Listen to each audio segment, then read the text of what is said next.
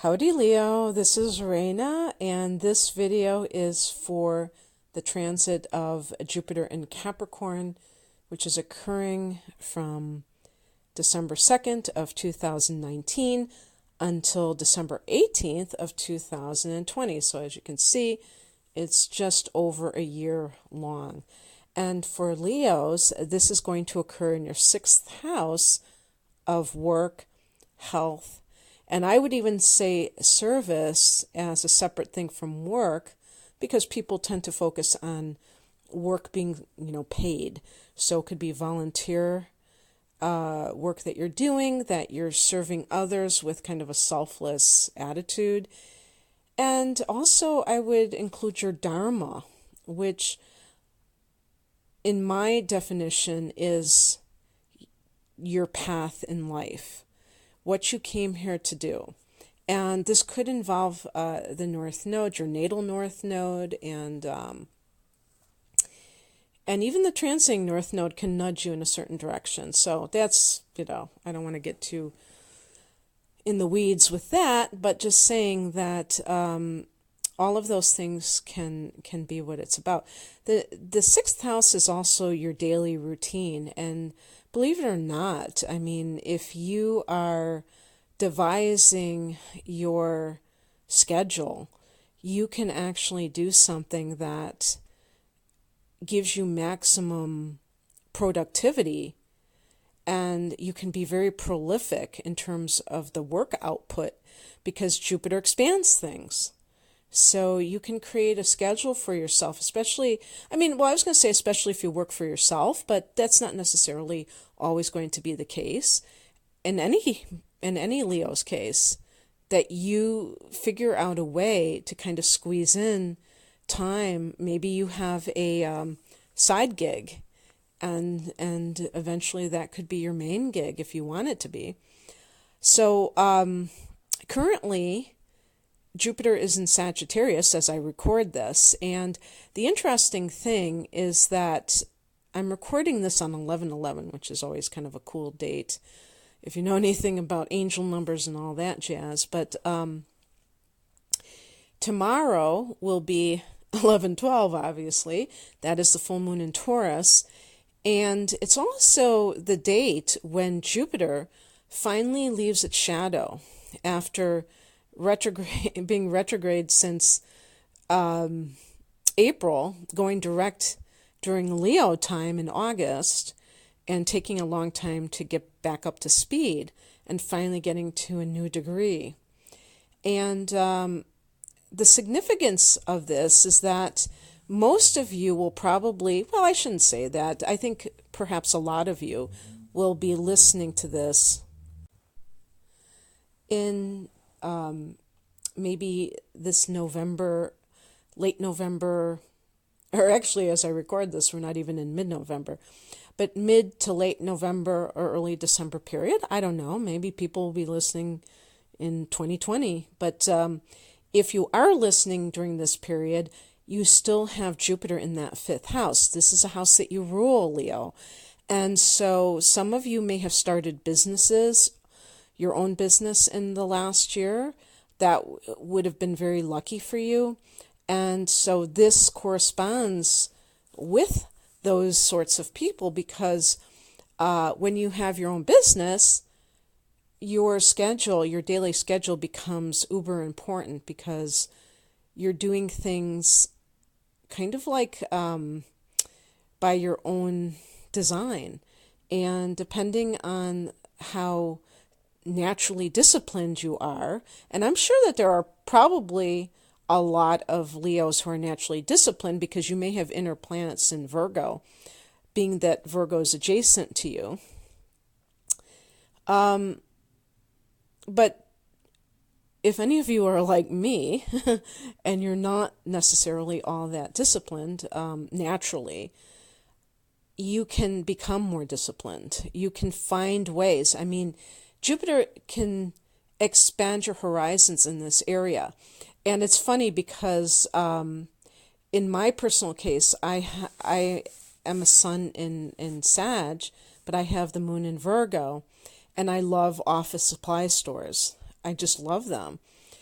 I love the idea of organization. Whether or not I actually put it into practice is another story altogether. But for some of you, this can be a year of really finding the sweet spot where you can, and maybe even tools that can help you become more organized. And you can really create a lot of great structure in your life. When I said the word structure, I immediately thought of Saturn, and Saturn is in your sixth house already. Saturn will continue to be here for another, as I record this, about 4 months, okay? And Saturn, I think, is really good in the sixth house. But with Jupiter there, it's like the odd couple, and it's kind of like I likened it to, Felix and Oscar. And Jupiter is Oscar and Saturn is Felix. And they don't really mesh well. And Jupiter can't be fully expansive with Saturn there. But it's very interesting because with this particular transit, we have Jupiter in Capricorn, which is ruled by Saturn. So there's still some of that element there, where Jupiter is not going to be completely excessive when it's in Capricorn. I was reading stuff online to see what, other astrologers say about Jupiter in Capricorn. And, I think that from what I see, it's in its fall, which is the opposite of the exaltation. So, in other words, Jupiter is exalted in Cancer, and because Capricorn is the opposite sign, it's in its fall. So it's not considered a good placement. So if you have this natally and you're having your Jupiter return, because it's in the same sign as when you were born, this is, you already probably know that if you know something about your own chart. But you know something? Jupiter is like Santa Claus. So if you're going to tell me that it's in its fall, I still think it's going to be beneficial. It's just that it doesn't express itself in a way that is really, truly what it stands for. And this is precisely because of what Saturn represents and what Jupiter represents, or you could say what Capricorn represents and what Sag represents. If you know people who are both, Capricorns and Sages, and you kind of compare their traits, you will kind of get where I'm going with that. Sages are very boisterous and positive, and they just think of today. They're not really, they don't really care about tomorrow. They're just sometimes overly optimistic, and Capricorns, or the Saturn influence, is very much about the future. Is very kind of almost pessimistic, definitely conservative, meaning that they're not overly optimistic, they don't overspend, they tend to be more stingy, whereas Jupiter or Sag people tend to be more generous. And there's that sense of like planning for the future, planning for tomorrow. And so when these two influences come together, I think that there's a lot to be gained from this. I'm not, well, maybe that is because I'm a sun in Sag, that I'm looking at things from a glass half full perspective. But I think that this can be very grounded prosperity and advancement if you play your cards right. If you're somebody who is willing to put in the work, is not just looking for a payday coming out of nowhere. And again, I said putting in the work, and we're talking about the sixth house. How this may play out for you, Leo, is that you may have more work than you know what to do with. When I was first kind of like studying predictive astrology, what always would confound me is, what is the difference between the sixth and the 10th houses? They seem like they were pretty similar. And how I decided to look at it is that the sixth house is the actual work itself. So let's say that you have a status driven career like being a doctor. Well, the 10th house is your job title and your glory, being able to walk around and saying Dr. So-and-so. And because the 10th house is your reputation in the world, in addition to being your career, which, some people would say is one and the same. Of course it isn't, but you know what I mean. And then the sixth house is actually going to work every day, maybe having to work 12-hour days, really rolling up your sleeves and getting down to work. So, because of the sixth house being activated by this Jupiter transit, it's really about maybe the quantity of work. If you work for yourself, maybe you have more job orders. Maybe you have a greater reach in terms of people hearing about your services and whatnot. So there's just an opportunity for you to gain in terms of on a practical level. And just as a side effect, if you will, pardon the pun, because this is a house of health, this could be added income. I mean, some kind of increase in the money that you earn. This sixth house has been loaded for you for years now, Leo, and it would be interesting to actually interview a Leo person and see if this rings true for some of you, because with Pluto here since 2008, and please forgive me if if I'm repeating myself here, but this is a general reading. I have been pausing this because of various reasons.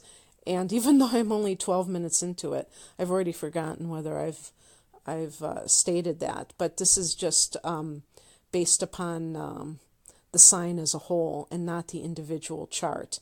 But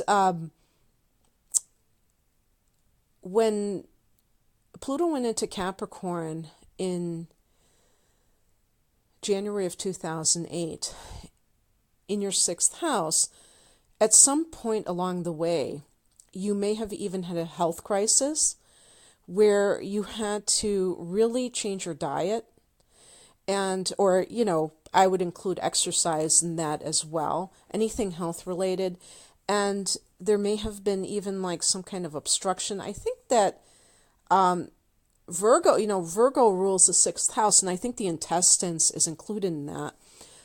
Pluto is a purifier, so if you had blocked intestines or anything, I'm not medically trained and I don't give health advice. This has nothing to do with that. This would just be if this resonates with you, and this has been, I'm just giving examples. But something may have happened in the past thus far that where you were like advised to purify your diet, go on a whole foods diet or what have you, some kind of a crisis perhaps. And because Pluto can tear something down in order to build it up again, and the sixth house, this could have been related to some kind of a health issue. It could be like work related, but the reason I'm bringing up health is because,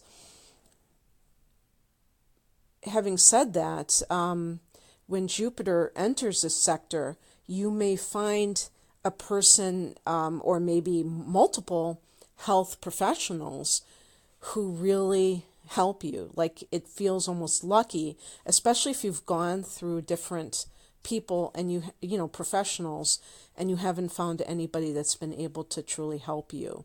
Because, you know, Pluto is about, you know, what lies underneath, and sometimes medical conditions are not detected right away. And so somebody may be able to help you that way. And the other thing too, you know, looking at this from a work standpoint, you may have had some kind of workplace matter that was either a power play, because Pluto can indicate power struggles. So especially with coworkers, I would say in the office, or with a stalker. I mean, that sounds kind of weird, but yeah, I mean, this could be something that is connected to like an obsession.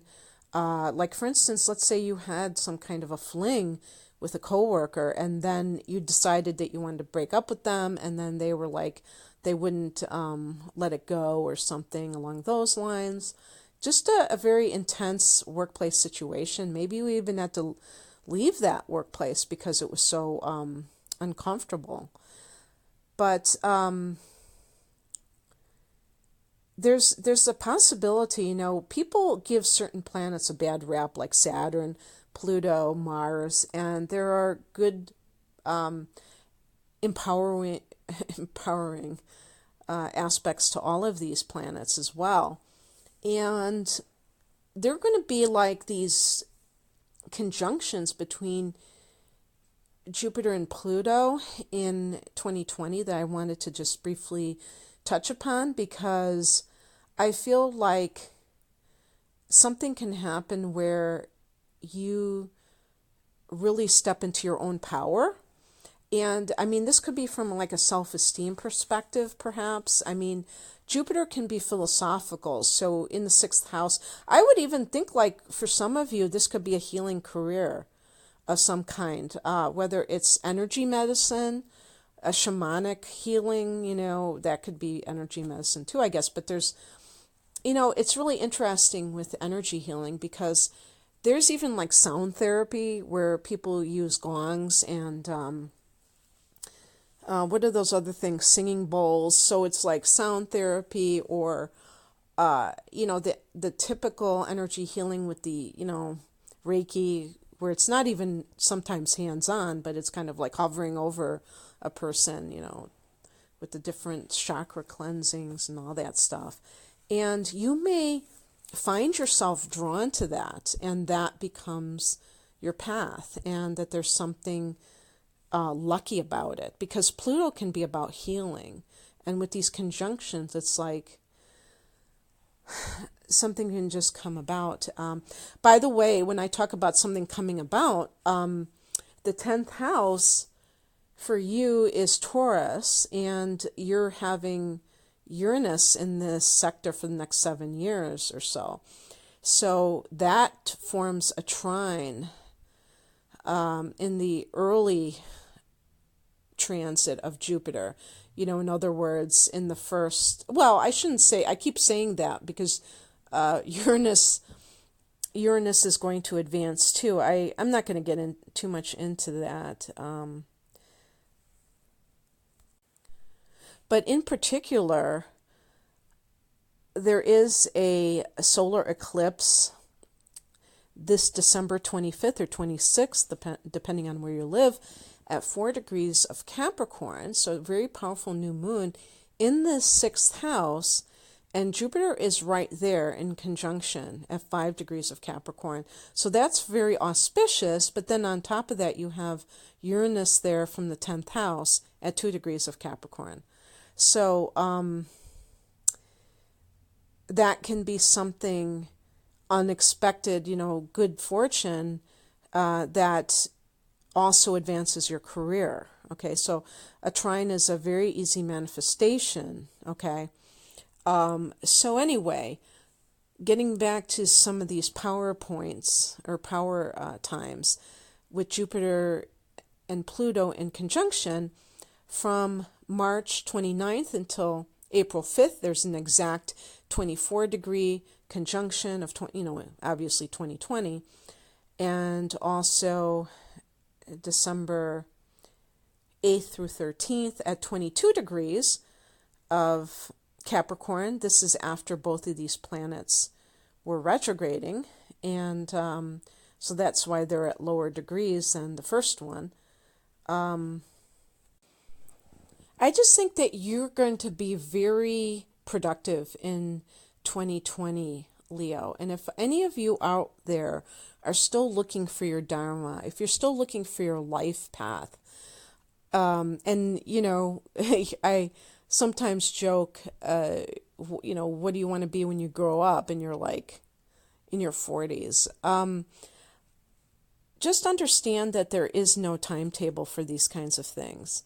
And sometimes we fall into certain jobs, if you will, or even professions. You may even study for years to be qualified for a certain profession, only to find out that you can't stand it when you actually are doing it. Or maybe you like it for a certain amount of time, but then you realize, this isn't what I wanted to do. I'm doing this because my parents wanted me to become a lawyer, wanted me to become, I was going to say an Indian chief. Actually, an Indian chief is more like a shaman, and that would probably be more what would come to some of you in 2020. But these kinds of things are kind of like evolutionary. We may start off at one point, and as we explore life, we kind of find ourselves along the way. And there's definitely no timetable for that. And if you're an artistic Leo, which I think art and Leos go together like fish and water in some way, shape, or form, then this can particularly be something that you don't necessarily embrace early on because of the nature of the beast, of what an artist's life is all about, which can be very unstable or can feel that way. And some people can't stand that lifestyle, especially a fixed sign like Leo. You may want more constancy, more guarantees. I always joke around with myself about when I get emails, people asking me about personal readings, and they're like, these yes/no questions, which I don't like to answer because that's kind of a little bit too rigid. And they're usually fixed signs that are asking these questions because you really crave that sense of security. And yet, if you're willing to open up to the possibilities, you may find something that really sparks your passion. And Leos are all about passion. And, and I feel like life is about joy, following your bliss. You are the fifth house. You rule the fifth house of joy, of pleasure. And yet, there may be some people out there that say work being pleasurable, we're just like, we have such a puritanical brainwashing, especially in the Americas, with this concept. And perhaps in 2020, some of you Leos who are still kind of scratching your heads about what you want to do with your life may find a way to bring to find an occupation that you feel very joyful about, because I feel like, the word jovial, it comes from Jove, and Jove is Jupiter. So there you go. Okay, Leo, that's what I have for you. And if you would like a personal reading, a 2020 transit reading, or that could be an extended transit reading, kind of looking at the trends for the coming year, or a natal chart interpretation with it, whatever, I'm at rainamoonastrology.com. The link is below. Take care. Bye.